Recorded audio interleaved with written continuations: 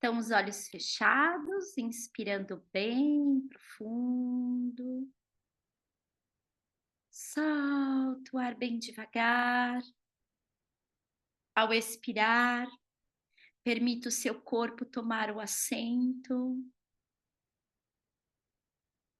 Sua respiração criar um ritmo tranquilo, generoso, suave. Abra o teu coração nessa noite. Abra o teu coração para o teu espaço de devoção.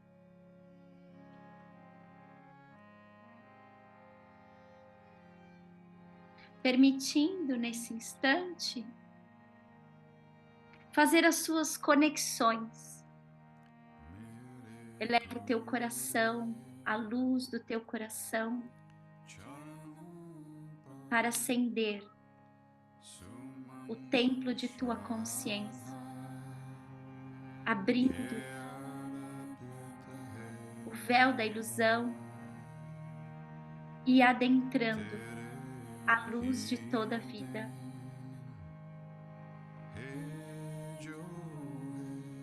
Visualize assim você subindo a escada de um templo.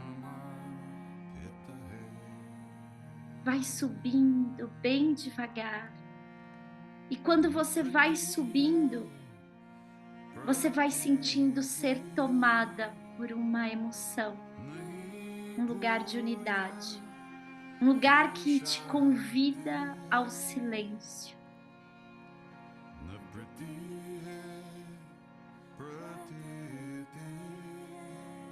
Você chega na porta do templo e ele se abre. E lá você toma o teu assento.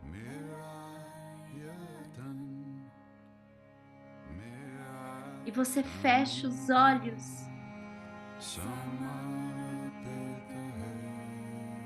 e convoca a tua luz, a fonte da vida.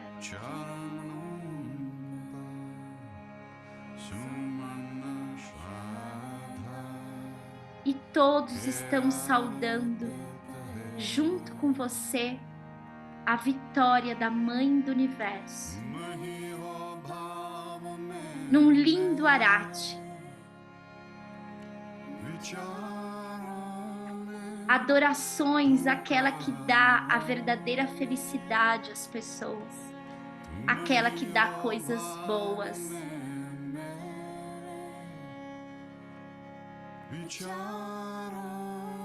Vós sois aquela que glorificamos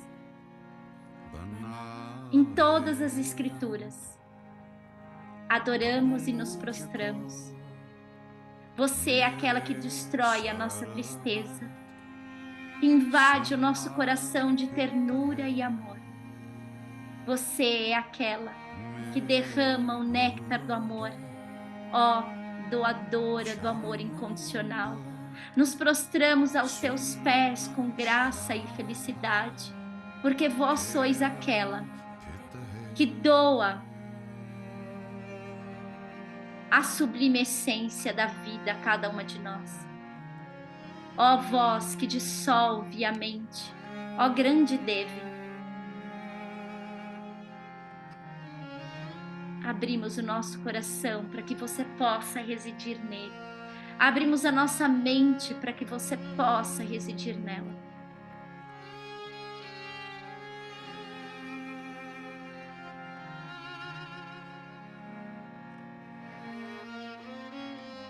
Estabeleça dentro de nós um estado de paramahansa, de alma realizada, para que possamos encontrar nessa noite o nascimento da vida maior em nós.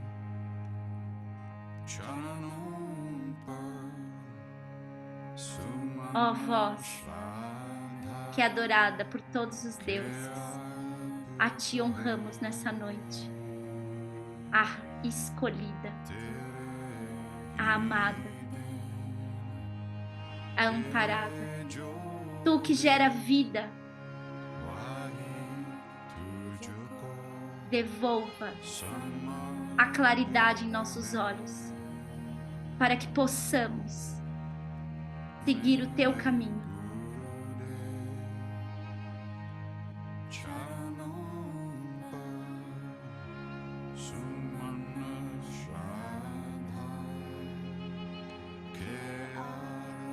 Que seja o amor a tônica desses novos tempos. E que jamais esqueçamos o amor da grande mãe sobre nós.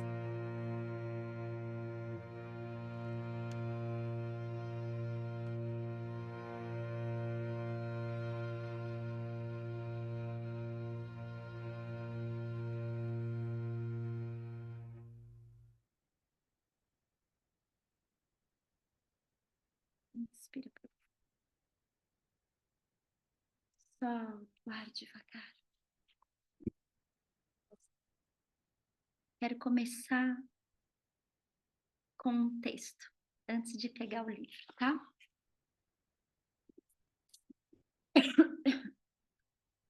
O livro, ele nos convida a esse despertar dessa consciência, né? Então, para quem está entrando aqui hoje, tá? O livro foi O Mundo do Despertar de uma Nova Consciência, do Eckhart Tolle.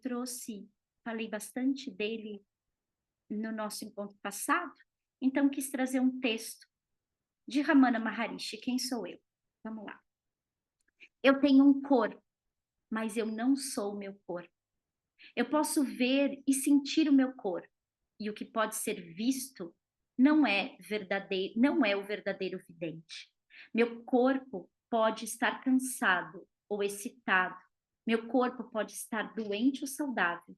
Meu corpo pode estar pesado ou leve, mas isso não tem nada a ver com o meu eu interior. Eu tenho um corpo, mas eu não sou o meu corpo.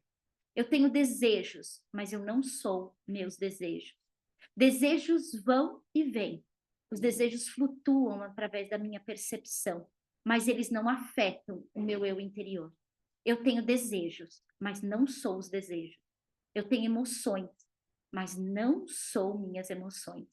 Eu posso sentir minhas emoções, e o que pode ser sentido não é o verdadeiro ser ciente. As emoções passam através de mim, mas elas não afetam o meu interior.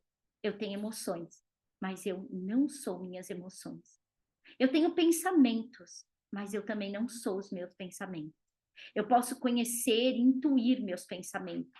E o que pode ser conhecido não é o verdadeiro conhecedor. Pensamentos vêm a mim e pensamentos me deixam, mas eles não afetam o meu eu interior. Eu tenho pensamentos, mas eu não sou meus pensamentos. Eu sou o que permanece, um centro puro de percepção, uma testemunha impassível de todos esses pensamentos, emoções, sentimentos e desejos. Ramana Maharishi. Sônia Café, que é uma escritora muito, quem não conhece, ela fez canalizações dos anjos e tudo mais, ela fazia essa pergunta de quem é você? Então ela diz que assim, um dia perguntaram ao velho sábio e ele respondeu, por favor, continue perguntando, quem sabe um dia eu vou saber. Esteja em paz e sem medo de despertar para a sua verdadeira identidade. Uma frase do livro dela. Eu acho que o livro O Despertar de uma Nova Consciência, ele tem muito ensinamento do Eckhart Tolle, né? Que é quem sou eu. Quando a gente pensa no hinduísmo, no shivaísmo da Caxemira, a gente tem estudado um pouco sobre isso. No shivaísmo da Caxemira, ele fala que você não é nada. Em sânscrito, nada quer dizer tudo. Você não é nada, mas ao mesmo tempo é o tudo, é o todo. Então, entender que você tem um corpo, mas não é o corpo, que tem desejos, mas não é desejos, que tem emoções, mas não é as emoções, que tem pensamentos, mas também não é o que se pensa, faz com que refletimos que muitas vezes os nossos os nossos apegos estão fundamentados nessas questões que são muito rasas diante da profundidade da nossa existência e do nosso ser. Às vezes nós estamos tão presos a emoções que a gente não se permite olhar quem realmente somos. Assim como estamos presos ao corpo sem dar sentido ao próprio corpo, né? Quantas vezes a gente está tão apegado ao corpo, às dores do corpo, e não damos sentido ao próprio corpo, que quer sentir a própria vida. Muito bom. Eu tô na página, pulei um tanto, aí vocês vão lendo junto, né?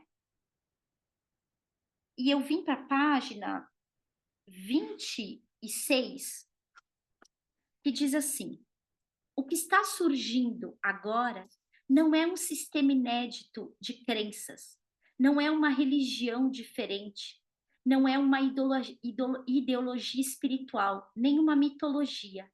Estamos chegando ao fim, não só das mitologias, como também das ideologias e dos sistemas de crença.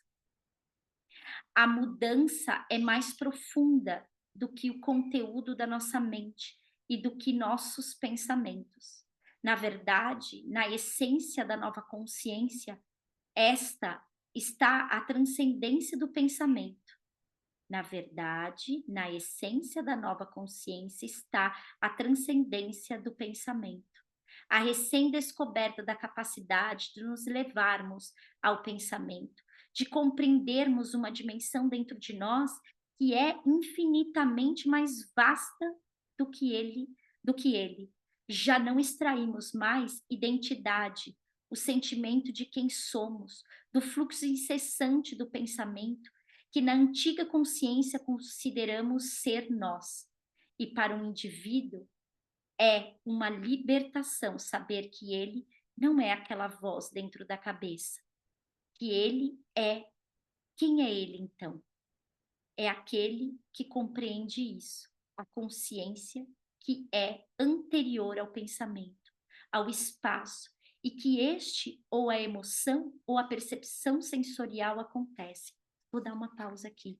Eu estava falando para vocês que eu li esse livro em 2012, foi logo que eu voltei da minha primeira viagem para a Índia. E naquele momento era 12 do 12 do 12, que todo mundo achou que o mundo ia acabar, né? E sempre esse lugar de todo mundo achar. Mas, na verdade, aquela sugestão do mundo acabar não era o mundo fisicamente dizendo.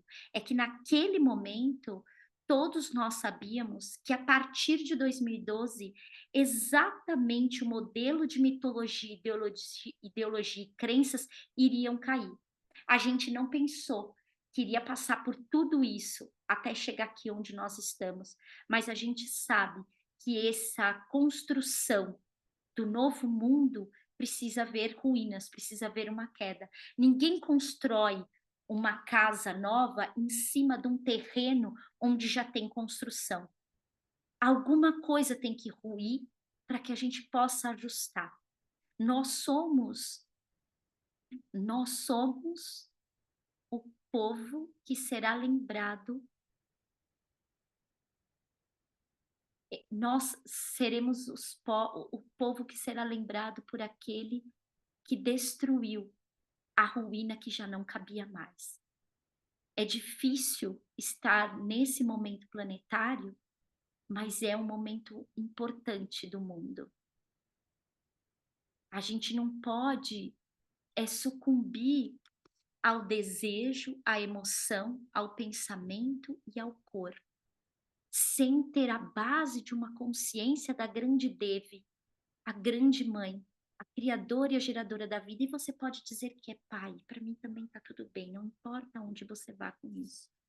Mas quando ele diz que o mundo está mudando, que a essência da nova consciência, já o novo mundo já existe dentro da consciência de muitas pessoas.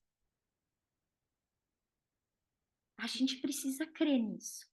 Apesar da gente ver ainda muitas ruínas, o novo mundo já está entre nós, está dentro de nós, faz parte das nossas ações diárias. vou embora. Ele faz uma pergunta importante para você colocar aí, né?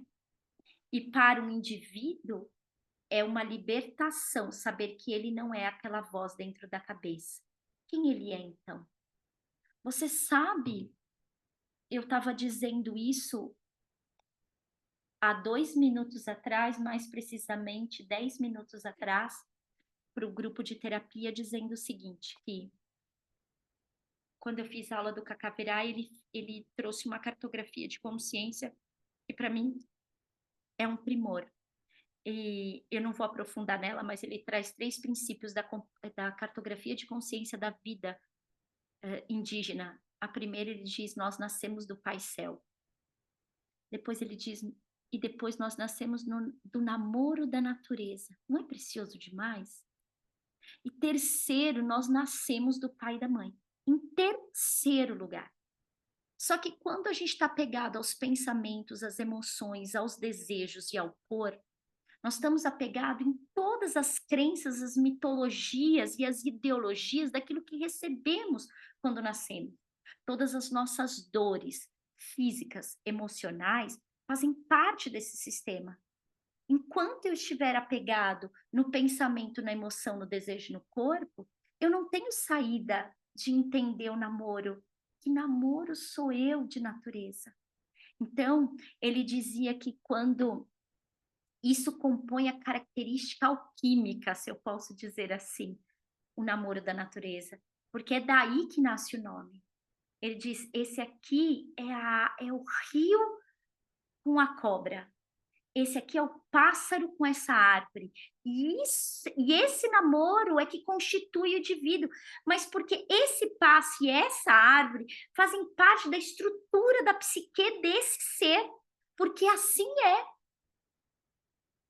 E a partir disso constitui uma força, uma fortaleza, que o apego ao indígena não é sobre a mãe e sobre o pai, mas sobre o pajé, aquele avô antigo que dá sentido àquela comunidade. Mas a gente aqui tem um olhar diferente sobre isso. Faz com que a gente se apegue aos prisionamentos e às misérias daquilo que a gente da pequenez. E lógico que tem coisas boas, né? Aqui também tem coisas boas, mas por que eu tomo consciência desse mundo aqui? Então, se a gente pensa nisso em 3 mundos, o mundo de baixo, o mundo do meio e o mundo do alto, por que eu fluo no mundo do meio e no mundo do alto, só fico no mundo de baixo? Porque a gente ainda está apegado, a gente não quer se libertar. Se libertar dá trabalho. Se libertar é sinal de que eu tenho que fazer mudança no trabalho. Se libertar é sinal de que eu tenho que mudar meus hábitos. Se libertar é sinal de que eu tenho que fazer a diferença. Se libertar dá trabalho. Então, eu vou continuar pensando, sentindo, desejando, porque é mais fácil. Faça essa reflexão aí, meus amores. O ego não é mais do que isto: identificação com a forma, o que basicamente corresponde às formas de pensamento. Se o mal tem alguma realidade, e ela é uma realidade relativa e não absoluta, está também esta também é uma definição dele, identificação com a forma física, forma pensamento e forma emocional. Olha aqui como tem a ver com a frase, com o texto de Ramana Maharishi. Ele cita isso aqui. Então, o que eu quero dizer para vocês, que todo ego, ele se alimenta dessas formas. Quanto mais estou apegado a isso, mais alimento para o ego eu dou, e mais afastado daquilo que sou, eu fico. Por isso que quando você pergunta, quem é você? A pessoa diz, eu sou a fulana. Tá bom, mas quem é você? Eu sou professora. Mas quem é você? Eu sou mãe. Não, isso são papéis que definem você. Isso não é você, né? Então, quando eu estou ainda vivendo uma vida dentro de uma forma física, dentro dos pensamentos, dentro das emoções, dentro dos meus desejos, eu ainda estou apegado a viver pequeno dentro da grandeza do meu próprio ser. Aí ele coloca aqui, ó, isso vai resultar de uma total falta de consciência da nossa ligação com o todo, da nossa unidade intrínseca com todos os outros e com a origem. Esse esquecimento é o pecado original, o sofrimento, a ilusão. Eu quero só dar um adendo para quem não viu a nossa última aula. O pecado original aqui, lembra da tradução grega? Errar o alvo. O pecado aqui não é o pecado nessa versão católica. O pecado traduzido do grego é errar o alvo. O indivíduo que errou a si mesmo, né? Então, esse esquecimento é o pecado original, o sofrimento, a ilusão. Quando essa ilusão, pensa, quero abrir um espaço aqui, ó, que tá me vindo aqui. Quando a gente acredita que Eva comeu um fruto proibido e que ela é uma pecadora, no sentido católico, a gente entende que o peso dessa história contada há íons faz com que você dê peso à sua própria história. Porque intrinsecamente você se cobra, você erra, você se frustra e você se critica demais por todas as ações. Pequeno, muito, não importa, mas todas nós mulheres estamos intrinsecamente ligados a essa teoria, né? Quando eu tomo origem do meu pensamento, origem com O maiúsculo, de originalidade, eu entendo o original, aquilo que é real e verdadeiro, tudo isso cai, toda essa ilusão e esse campo do inconsciente coletivo não paira mais sobre mim. E eu tomo atitude a partir da minha fonte. Quando essa ilusão da completa separação governa tudo, porque lembra, então, se você comeu a maçã proibida, você não entra nesse território sagrado, né? Você não entra no jardim do Éden. O que é o jardim do Éden? É o pensamento mais luminoso, é a glória da originalidade. Mas eu já estou dizendo que se você é pecadora, você não adentra. Qual é, então, na outra versão, o errar o alvo? É, para eu entrar no jardim do Éden, errar o alvo é ficar no pensamento, na emoção, no desejo, no corpo. Tá bem? Para responder a essa pergunta, observe como as pessoas se relacionam entre si. Leia um livro de história ou veja o noticiário na televisão hoje à noite. Se as estruturas da mente humana permanecerem imutáveis, vamos sempre terminar recriando fundamentalmente o mesmo mundo, os mesmos males e o mesmo distúrbio. Desculpa. O que isso está querendo dizer? Que hoje existe uma massa que, apesar de ser, eu acho que uma boa parte da nossa história, que tende a pensar todos iguais. Ou existem dois tipos de grupo, esse aqui e esse aqui. E tem o que está no meio, ou que está no meio, que eu quero dizer, aquele que está fora dessas duas egrégoras, digamos assim, desses dois polos. Aqueles que estão fora estão tentando entrar ou pertencer a um desses grupos. Tem aqueles que estão fora e não querem fazer parte do grupo, e tem aqueles que estão fora, não querem fazer parte desse grupo, mas também se sente abandonado. Para onde eu vou? Ainda está num lugar meio de esquisitice, sabe? Não sei para onde eu vou. Qual é a reflexão que eu quero trazer aqui?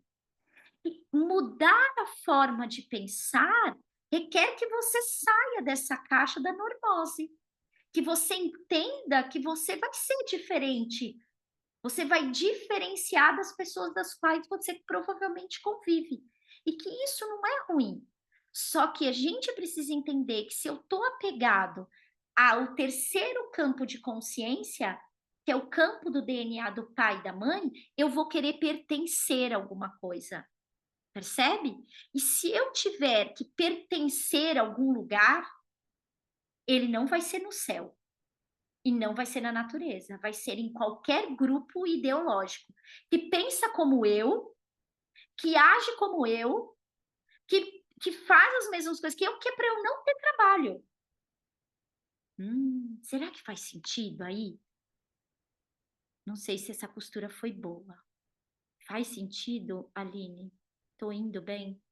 Me conta. Se tiver a costura ruim, vocês me falam, me abrem aqui e me sinalizam, hein? Tá bom, vou seguir mais um pouco e abrir para perguntas. Se a estrutura da mente humana permanecerem imutáveis, vamos sempre terminar recriando fundamentalmente o mesmo mundo, os mesmos males, o mesmo distúrbio. Por isso que é importante a gente aprender a ouvir. Poxa, eu estou disponível a ouvir o que você sente, o que você pensa. Pode ser que eu não concorde, mas eu estou de pronto a ouvir. Quem sabe aquilo pode fazer com que eu tome um outro lugar de consciência. Vou para a página 27, descer um pouquinho mais e vou parar aqui, porque essa parte é bem profunda. Há uma profecia bíblica que parece mais aplicável agora do que em qualquer outra época da história humana.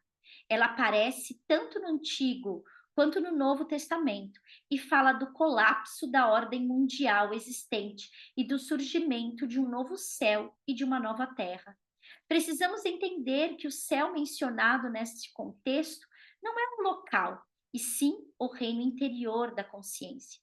Esse é o significado esotérico do mundo, e esse é também o significado do ensinamento de Jesus.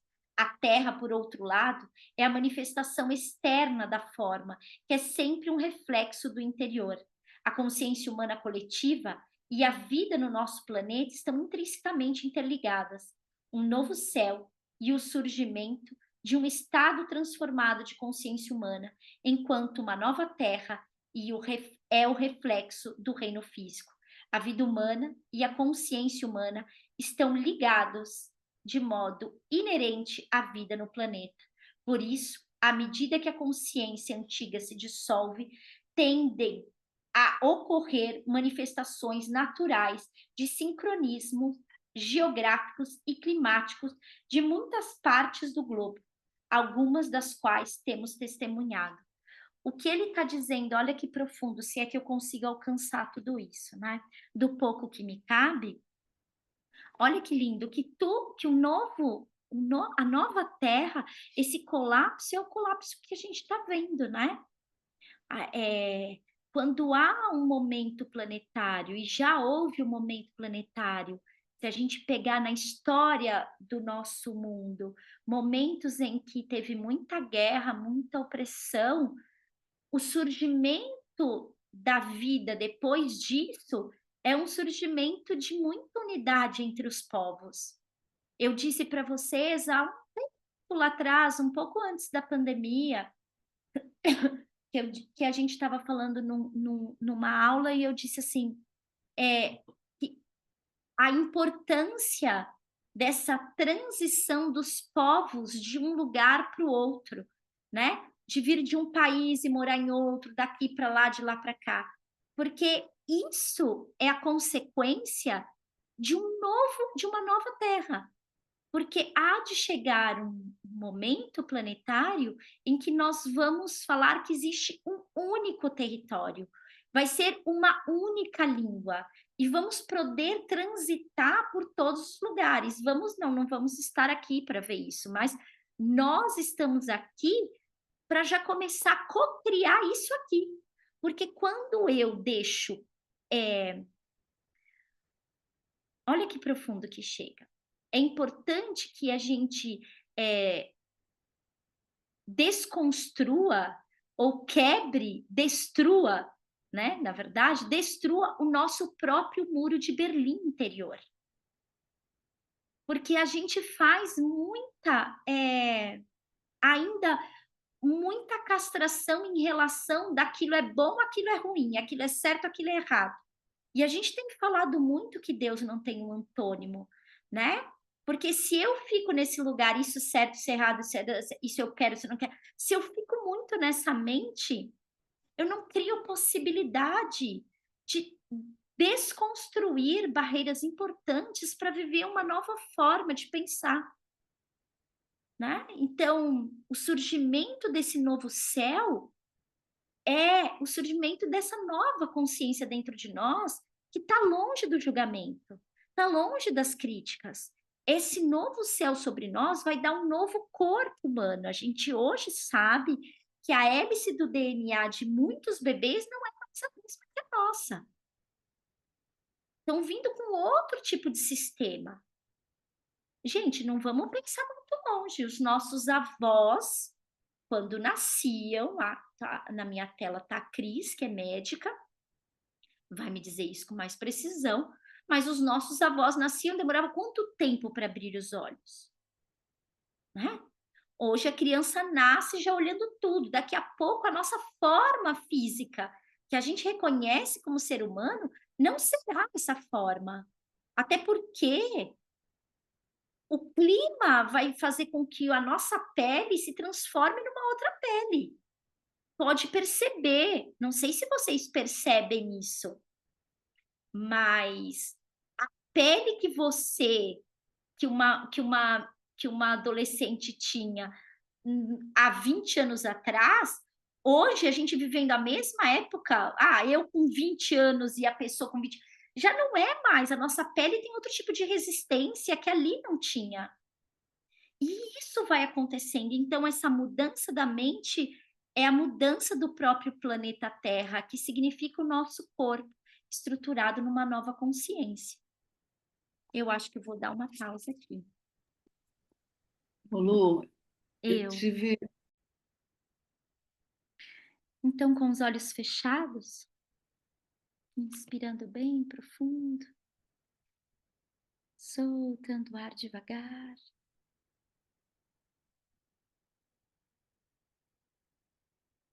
Traz o teu silêncio, o silêncio que compõe todas as coisas e que une a todos os povos.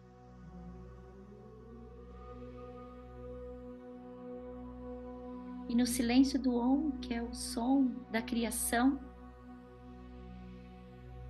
o som que expande, que possa ele destruir qualquer barreira interior que impeça a nossa consciência de alcançar aquilo que é mais sublime e profundo de nós mesmos.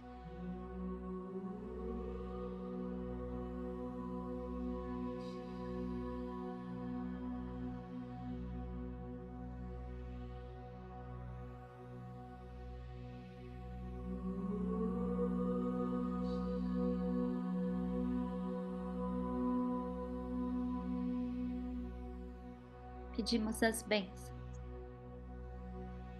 de todos os anjos sobre nós. Santos anjos, abençoai o nosso corpo e a nossa casa.